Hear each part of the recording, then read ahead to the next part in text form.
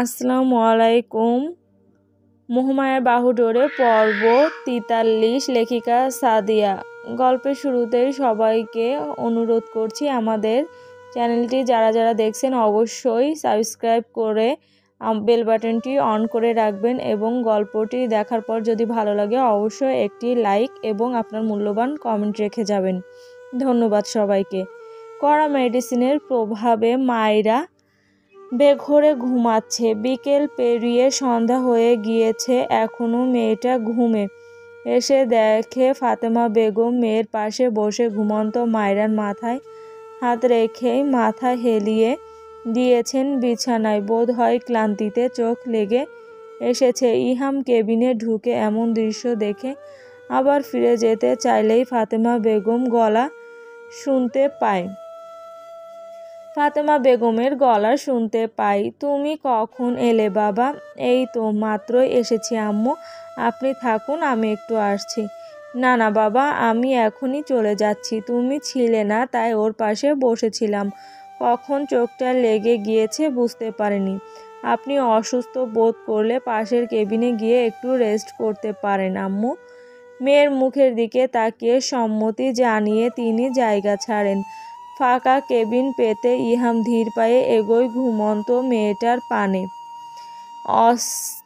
আস্তে ধীরে পাশে বসে ক্যানোলা লাগানো নিস্তেজ হাতটা মুঠো পুরে নিল পরম আদরে। মুগ্ধ দৃষ্টিতে মায়রার মোহনী মুখের দিকে কিছুক্ষণ তাকিয়ে ক্ষীণ স্বরে আওড়ালো, কি জাদু করেছো আমায় বেয়াদব মেয়ে, কোনো বশীকরণ তোমার প্রতি আমায় আফিমের কোন বশীকরণ তোমার প্রতি আমায় আফিমের মতো আসক্ত করেছো বলো তো মায়েরা? আগে তো কখনো নিজের প্রিয় জায়গায় ফিরতে আমার এত কষ্ট কিংবা খারাপ লাগা ছিল না, তবে এখন এই পিছু টান কোন মায়ায় বেঁধেছ?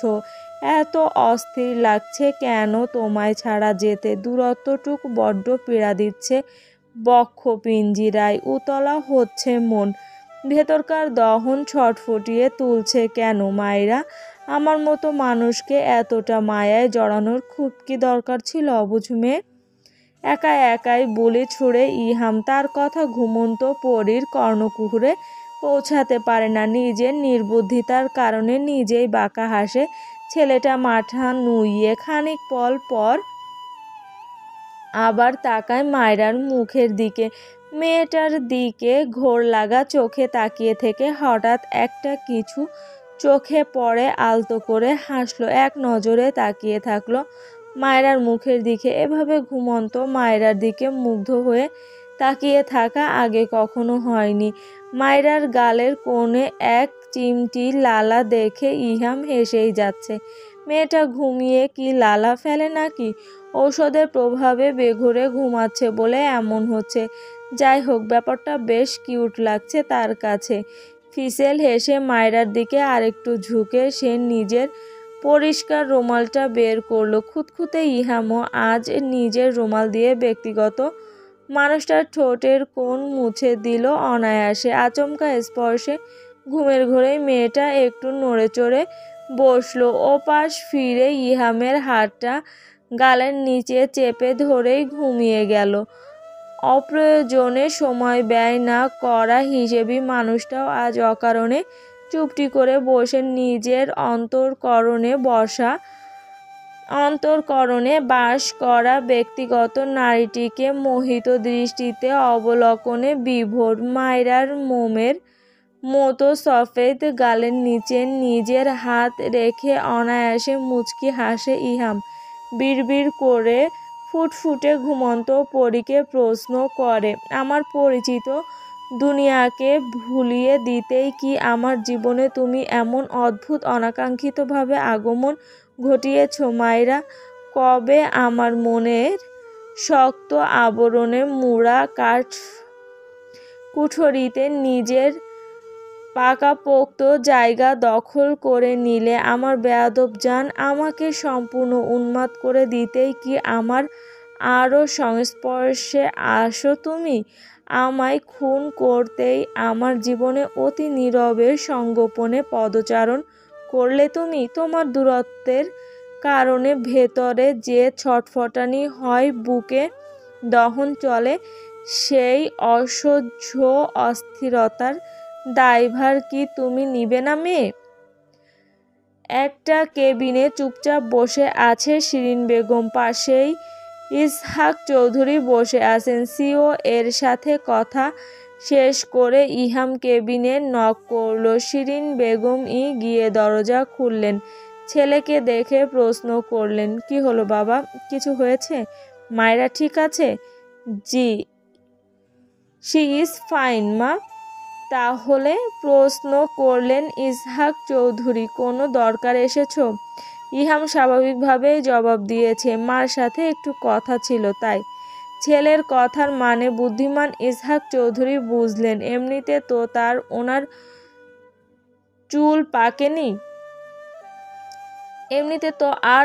চুল পাকেনি।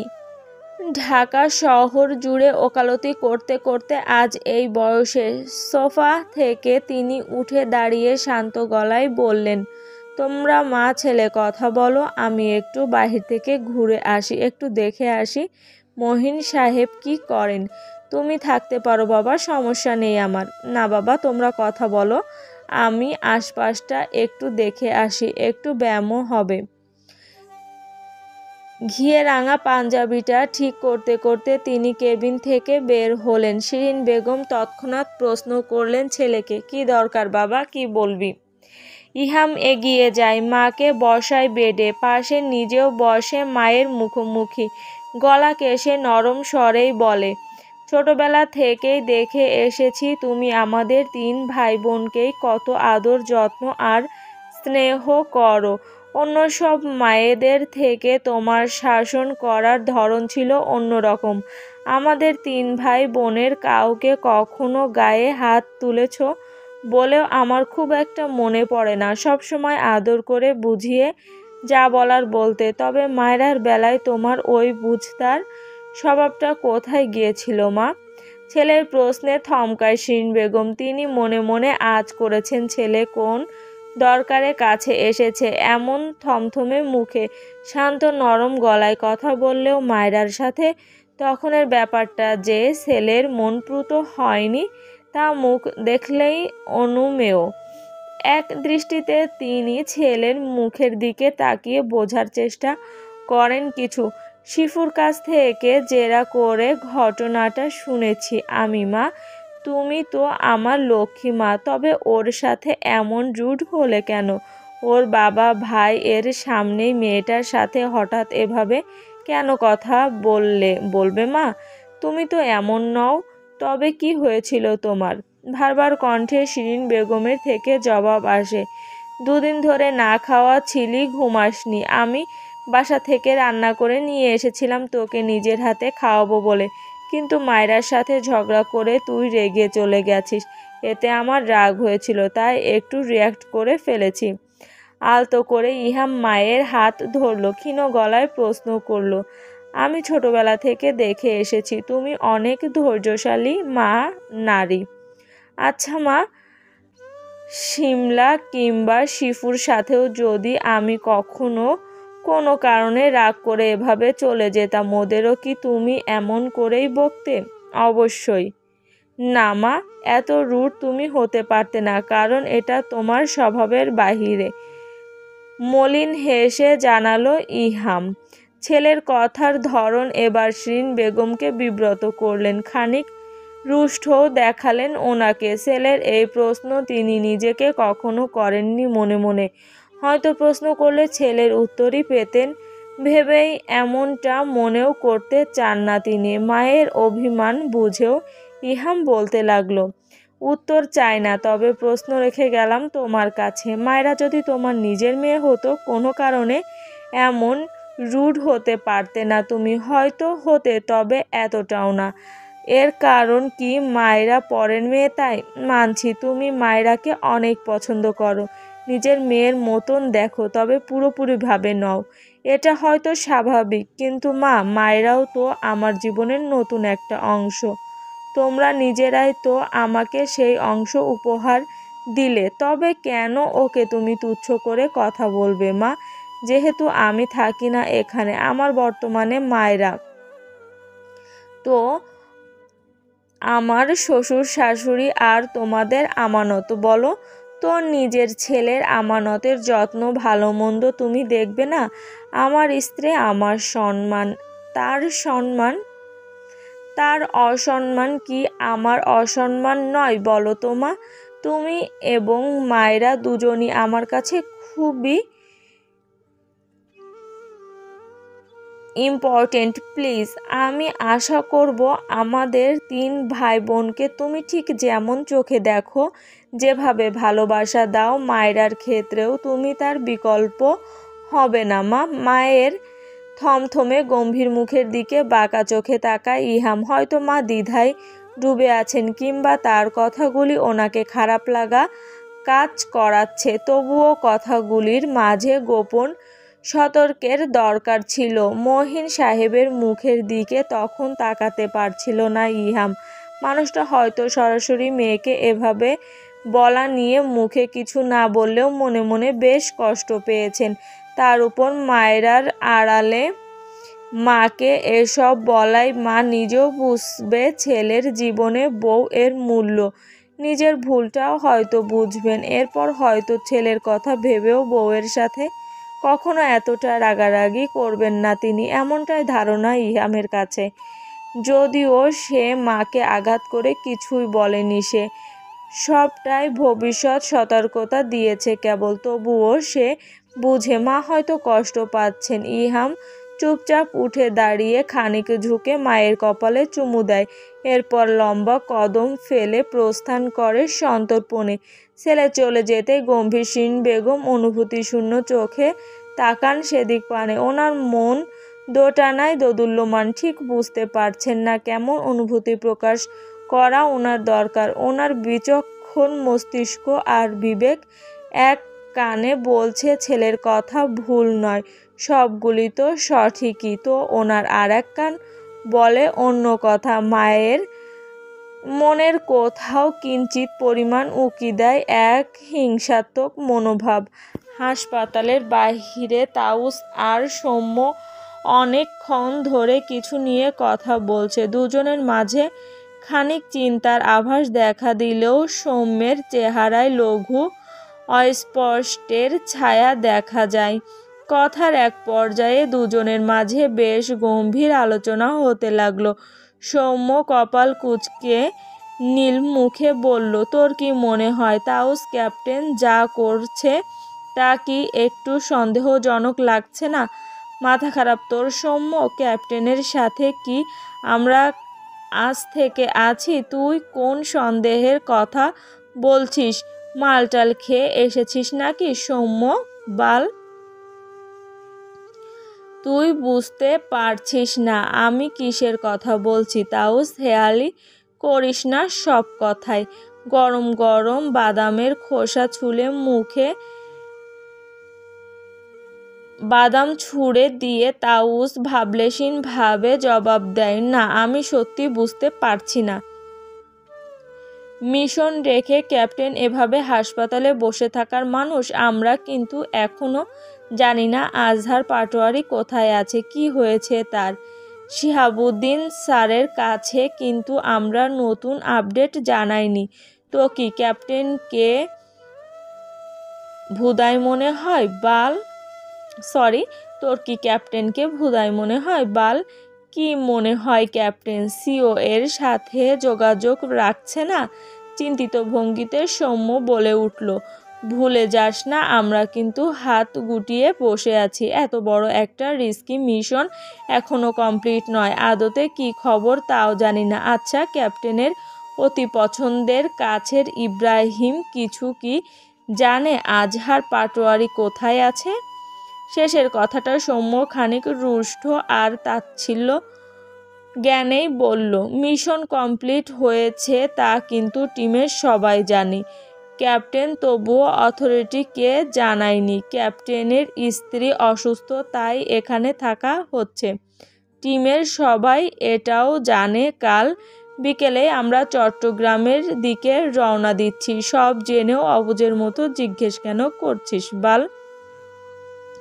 তবে আজহার পাটোয়ারির কি খবর তা আমরা জানি না কেন? ক্যাপ্টেন নিশ্চয় এই বিষয়ে জানে। উনি এই বিষয়ে সিও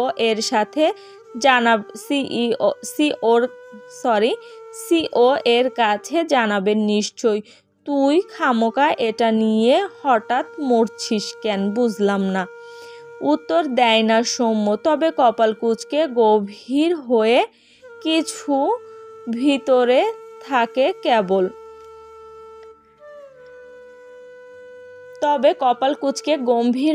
কিছু ভাবতে থাকে কেবল। ঘুমন্ত চোখগুলি পিটপিট করে তাকায় মায়রা। চোখের সামনে দেখতে পায় ঝাপসা ঝাপসা ইহামের গভীর আদলখানা। ইহামের পুরুষ্ট গম্ভীর মুখটা দেখে তুলতুলে কোমল ঠোঁটে হাসি ফুটিয়ে আনে। তার ওই হাসির দিকে তাকিয়ে ইহামের ওষ্ঠ স্মিত হয়।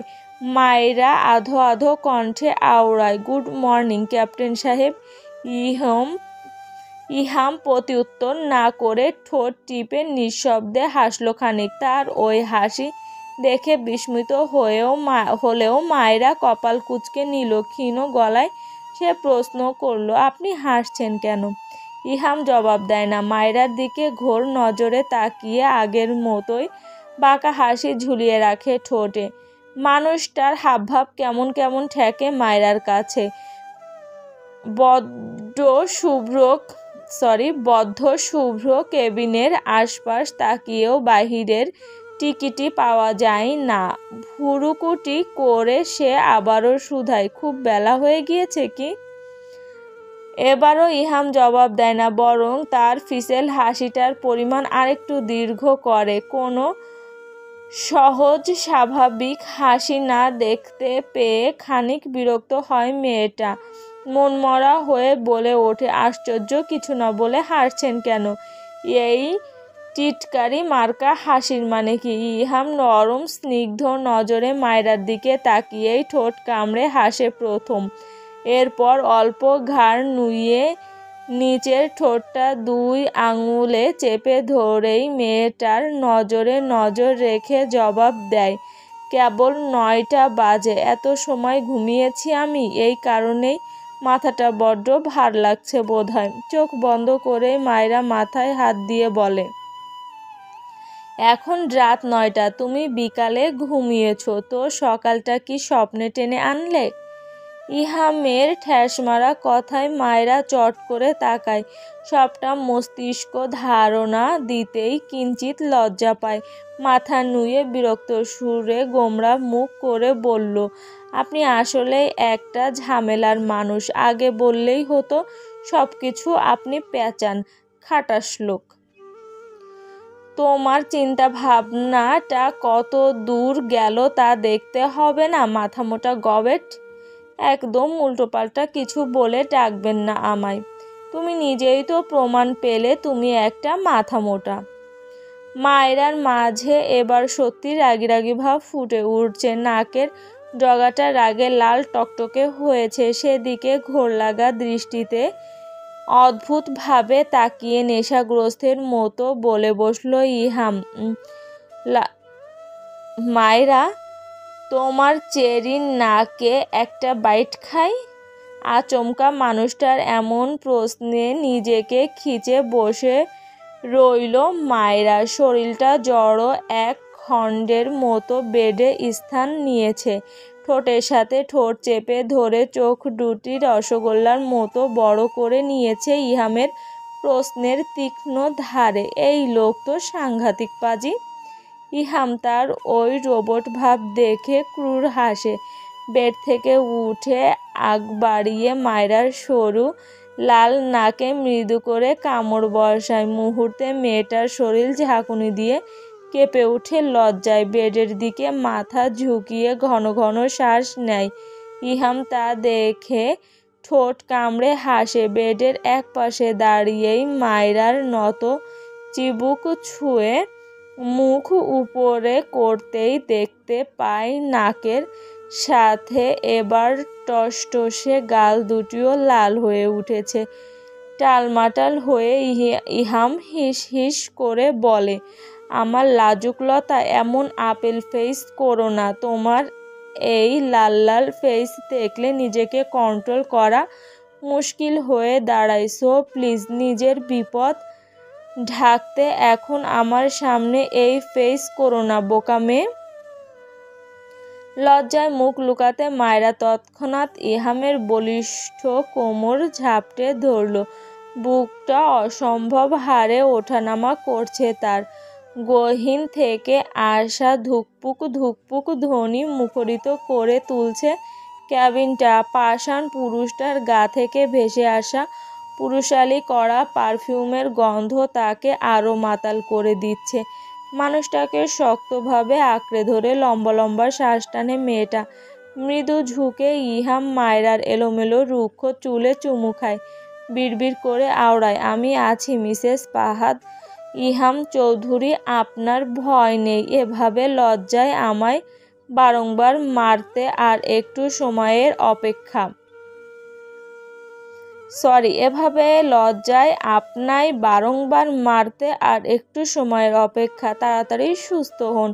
মায়েরা জবাব দিতে পারে না। হৃদয়ের আন্দোলিত ধ্বনিতে একেবারে বিমূঢ় সে। মানুষটার প্রতিটা কথা তাকে বরফের মতো জমিয়ে দিচ্ছে। খেইহারা বেসামাল বুকের ভারসাম্য টানতে অপারগত সে। চোখ মুদে মানুষটার প্রতিটা কথা অনুভব করে লজ্জায় মূর্ছা যায় সে। হসপিটালে তোমায় কিছুদিন থাকতে হবে মায়েরা, একটুও বেয়াদবি করবে না কিন্তু।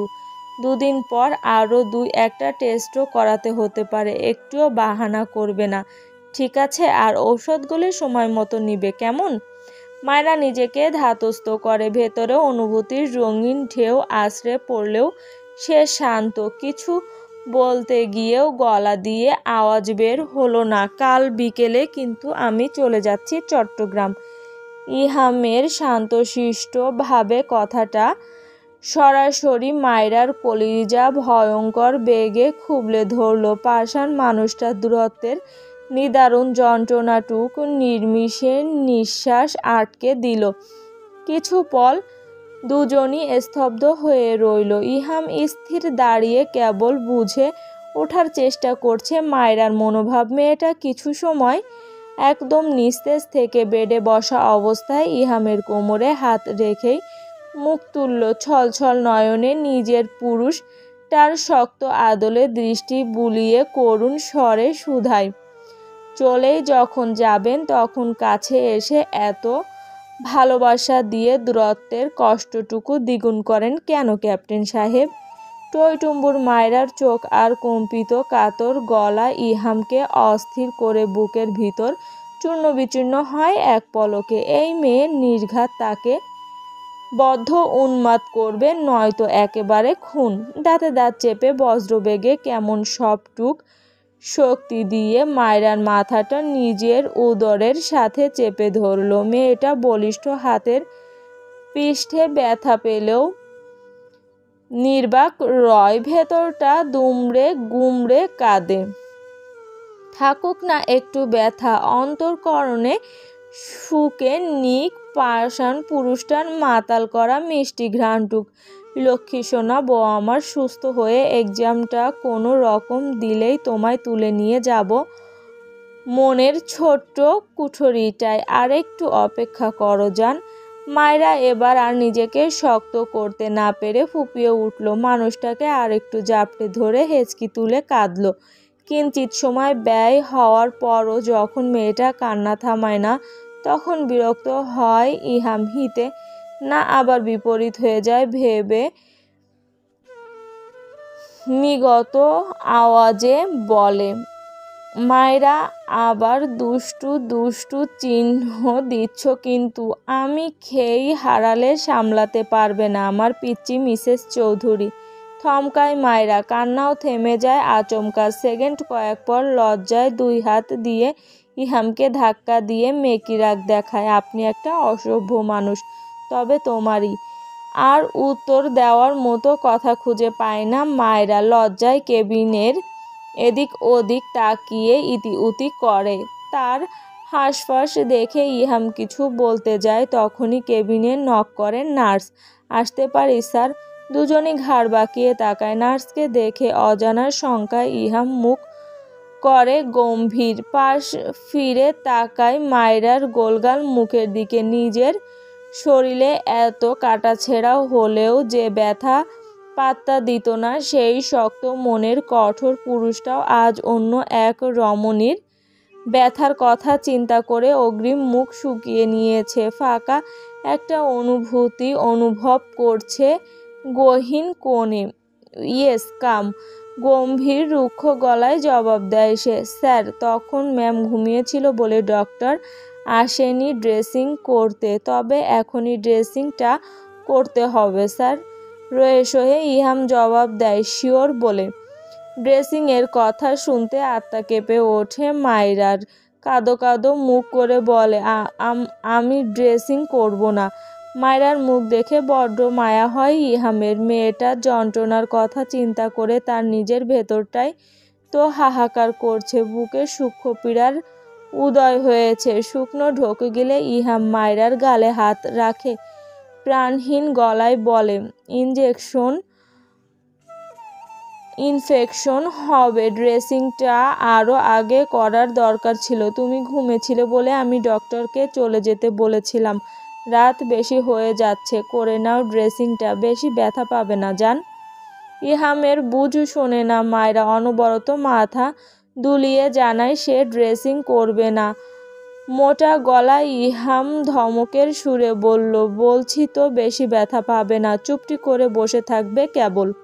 একটু থেমে পকেট থেকে ফোন বের করে কিছু একটা করে জানায়, একটু কাজ পড়ে গেছে, আম্মুকে ডেকে দিচ্ছি, তুমি থাকো বলে মায়রার আঁকড়ে ধরা হাত ছুটিয়ে কোনো রকম পা চালায়। পিছন থেকে উত্তেজিত হয়ে মেয়েটা অসহায়ের মতো বলতে থাকে, আপনি যাবেন না নিষ্ঠুর লোক, আমি ড্রেসিং করব না। মায়রার ডাক উপেক্ষা করেও ইহাম বের হয়ে যায়। আসার আগে মেয়েটার ক্রন্দনরত অভিমানী মুখ বলে দেয় এমনটা হয়তো আশা করেনি সে। এর জন্য হয়তো তার উপর রাগও দেখাবে কিংবা ভুল বুঝবে। তবুও সেটা উপেক্ষা করল ইহাম। শক্ত মনের অধিকারী লোকটাও যে আজকাল কতটা কষ্ট পায় এক অষ্টাদশীর জন্য তার হদিস কেউ জানে না। মায়রা অভিমান করলেও সে কি করে বোঝাবে? মেয়েটার পীড়াযুক্ত আর্তনাদ তার বুকে সহস্র বিষাক্ত ছুরিঘাতের মতো অসহনীয় যন্ত্রণা দিবে। সেই তখন থেকে তুহিন রাগে ফোঁসফোঁস করছে। মায়রার শাশুড়ির কথাগুলি তার কানে বিষ ঢেলে দিচ্ছে, যেন সে কিছুতেই ভুলতে পারছে না তখনের পরিস্থিতিটা। এখনও তুষের মতো জ্বলছে তার রাগ। তখনই খেয়াল যায় পরিচিত ওর অবয়বে। চিনতে অসুবিধা হয় না মানুষটাকে।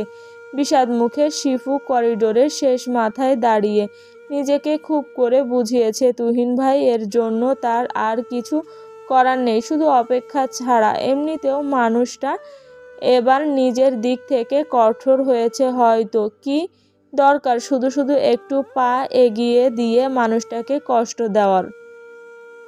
তখনই এক প্রকার তেড়ে আসে তুহিন। দাঁত চেপে কিরমির করে বলে, কথা আছে তোমার সাথে। চমকে তাকায় শিফু। তুহিনকে রাগান্বিত দেখে ভ্রুকুটি করে সে। তার কোনো রকম জবাবের আশা না করে তুহিন বলে, তোমার ভাই তোমার ভবিষ্যৎ ভালোর জন্য তোমাকে আমার হাতে তুলে দেয়নি এই মুহূর্তে, হ্যান ত্যান বুঝ দিয়ে দিয়েছে। তোমার ভাই এর কাছে তুমি যেমন দামি, আমার কাছেও আমার বোন কিন্তু দামি। আঙুল উঁচু করে ক্ষিপ্ত হয়ে তুহিন বলে ওঠে, মনে রেখো, আমার বোনের অসম্মান কষ্ট কিন্তু আমি সহ্য করে নিব না। বিয়ে যখন করেছে আমার বোনের সব কিছুর ভার যেন সে নেয়। তোমার ভাইকে কথাটা জানিয়ে দিও। তুহিন রেগেমেগে চলে যাচ্ছে। শিপু শান্ত স্বরে জিজ্ঞেস করে, এতে আমার দোষ কোথায় তুহিন ভাই? থমকায় তুহিন, ঘাড় বাঁকায় কেবল, মোটা স্বরে জবাব দেয়, নিজে চিন্তা করে দেখো, আমায় না মাঝে মাঝেই বলতে আসো আমার ভাই আমার ভালো চাই, এটা তো খারাপ না, তাই তোমাকে বোঝাতে এলাম, আমার বোনও আমি ভালোবাসি, তার ভালোই চাই। এবার বুঝেছেন তো একটা ভাইয়ের কাছে তার বোন কতটা দামি। কিছু সময় চুপ যায় তুহিন, এরপর দায়সারাভাবে জানায়, বুঝেছি বলেই তো পথে থেকে সরে এসেছি, তবে মনে রেখো শিফু-টিফু ভুলে যাইনি আমি। বলে গমগম পায়ে তুহিন পথ ছাড়ে। হৃদয়টা হু হু করে কেঁদে ওঠে শিফুয়ার, চোখগুলি পানিতে চিকচিক করে উঠলেও নিজের সর্বোচ্চ শক্তি দিয়ে সামলানোর চেষ্টা করলো। চোখের পড়ে যাওয়া পানিটাকেও আটকে নিল শক্ত মনের জোরে। এই সব কিছুর মাঝে আমার দোষটা কোথায় তুহিন ভাই? আমায় কেন গুমড়ে গুমড়ে কাঁদতে হচ্ছে সবটাক্ষণ? মেদিনীতে আলো ফুটে চারিদিক চকচকে। মায়েরা এখনো ঘুমে। কাল রাতে ড্রেসিং করার পর মেয়েটা সেই যে বেঘরে ঘুমিয়েছে, এখন পর্যন্তও ওঠেনি। ইহাম মায়রার মাথায় হাত বুলিয়ে দিচ্ছে। বেলা 8টা বাজে। ভোর থেকে সে এভাবেই বসে আছে মেয়েটার সামনে। মনে পড়ে কাল রাতের কথা। কাজের বাহানায় সে কেবিন থেকে বের হয়ে এলেও বাহিরেই দাঁড়িয়েছিল। ভেবেছিল অবস্থা বেগতিক দেখলে নিজেই যাবে। ডক্টর কেবিনে যাওয়ার আগে হাত জোর করে অনুনয় করেছিল বেশ করে ওইটুকুন মেয়ের যেন ব্যথাবিহীন ড্রেসিং করে। ডক্টর আশ্বাস দিয়ে ঢুকলেও মায়রার কয়েকটা আর্তনাদ শুনেই অধৈর্য হয়ে যায় ইহাম। বুকের অসহ্য কামড়ানি আর দাপাদাপিতে টিকতে না পেরে দ্রুত একদম হসপিটাল থেকে বের হয়ে কেবলই বিষাক্ত ধোঁয়া উড়িয়েছে। ঘুমে থাকতে থাকতেই একবার ফাতেমা বেগম এসে দেখে গেলেন মেয়েকে। মেয়ের জামাইকে দেখে আর বসলেন না। ও কখন ঘুম থেকে উঠবে বাবা? ঘুমের ঔষধ দিয়েছে তো একটু দেরি হতে পারে। ডক্টরকে জিজ্ঞেস করেছিলাম, বলেছে 9টার মাঝেই ঘুম ভেঙে যাবে। আচ্ছা তাহলে আমি এখন যাই। আপনি চাইলে বসতে পারেন আম্মু। না বাবা তুমি থাকো, আমি পরে আসবো। ঘুম থেকে উঠলে ও তোমায় দেখতে পেলে খুশি হবে। ইহাম জবাব দেয় না। ফাতেমা বেগম চলে যেতেই সে বিড়বিড় করে বলে ওঠে, কে জানে খুশি হয় নাকি আরও রেগে বসে মাথা মোটাটা। প্রায় 9টার দিকে মায়রার চোখের পাতা নড়তে দেখে ইহাম নড়ে চড়ে বসে। আস্তে ধীরে মেয়েটা চোখ খুলতে ইহাম মাথায় হাত রাখে। কোমল কণ্ঠে শুধায়, কোনো রকম অসুবিধা হচ্ছে? প্রশ্নের উত্তর দেয় না মেয়েটা। ফ্যাল ফ্যাল করে কিছুক্ষণ তাকিয়ে থাকে। ধীরে মনে করে সব। কাল রাতে লোকটার নিষ্ঠুরভাবে উপেক্ষা করার বিষয়টা বড্ড আঘাত দিয়েছে তাকে। এই লোকটা এত পাষাণ কেন? সবসময় হৃদয়টা আবারও কেঁদে ওঠে নিগুড়ভাবে। স্থবির থেকে মায়রা মুখ ফেরায়। ইহামও বুঝে অভিমানীর তপ্ত অভিমান। স্নিগ্ধ স্বরে ডাকে, মায়রা। ইহামের কোমল ডাক অগ্রাহ্য করে সে এখনো মুখ ফিরিয়ে রেখেছে। তার চোখের সামনে ও মনের অবয়বে বারবার ভেসে উঠছে পাষাণ মানুষের কালকের নিষ্ঠুরতা। সে জানে না কোন কারণে, শুধু দেখছে কেবল নিষ্ঠুর করে তার প্রত্যাখ্যানটুক। শুনশান নীরব কেবিনটায় ইহামের মৃদু আওয়াজও কেমন গম গম করে। লঘু স্বরে শোধায়, রাগ করে আছো আমার উপর? কথা বলবে না? মায়রা সোজাসাপটা জবাব না। ইহাম কিছু বলবে তার আগেই মেয়েটা অন্যদিকে তাকিয়ে জবাব দিল, আপনি এই রুম থেকে যান। মায়রার আহত গলা টের পায় বুদ্ধিবৃদ্ধি চতুর মস্তিষ্কের ইহাম, তাই নীরব থাকে। ক্ষীণ গলায় বলে, এদিকে তাকাও। আমার চোখের দিকে তাকিয়ে বলো, তুমি বলো তো শুনি কি বলছো। এমন কথায় মেয়েটাও যেন জ্বলে উঠল। দ্রুত করে মুখ ফেরালো ইহামের দিকে। শক্ত কণ্ঠে খানিক উচ্চস্বরে আওড়ালো, আপনি এখনই এই রুম থেকে বের হয়ে যান। চলবে। আমাদের গল্পটি যদি ভালো লেগে থাকে অবশ্যই একটি লাইক দিয়ে যাবেন এবং আমাদের এই নতুন চ্যানেলটিকে সাবস্ক্রাইব করে সকলে আমাদের সহযোগিতা করবেন। সকলের সহযোগিতা আশা করছি। ধন্যবাদ।